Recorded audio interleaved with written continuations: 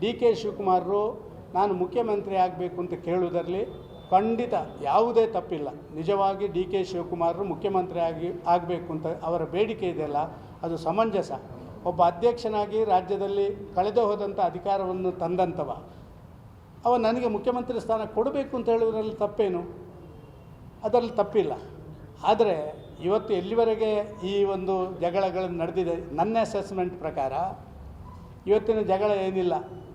ಪ್ರಾರಂಭದಲ್ಲಿ ಬೇರೆ ಬೇರೆಯವರು ಅಧ್ಯಕ್ಷ ಸ್ಥಾನಕ್ಕೆ ಆಕಾಂಕ್ಷಿಗಳಾಗಿ ಹೊರಬಂದರು. KPCC ಅಧ್ಯಕ್ಷ ಸ್ಥಾನ ಬದಲಾವಣೆ ಆಗಬೇಕು ಅಂತ ಒಂದು ತಂಡ ಹೊರಗೆ ಬಂತು. ಅದನ್ನು ಆಗ ಕೌಂಟರ್ ಅದಕ್ಕಾಗಿ ನನಗೆ ಮುಖ್ಯಮಂತ್ರಿ ಸ್ಥಾನ ಬೇಕು ಅಂತ ಇವರು ಅದು ಆಲ್ಟರ್ನೇಟಿವ್ ಕಲ್ಲು ಹೊಡೆಯುವಂಥ ಕೆಲಸ ಕಾರ್ಯಗಳನ್ನು ಮಾಡಿದರು.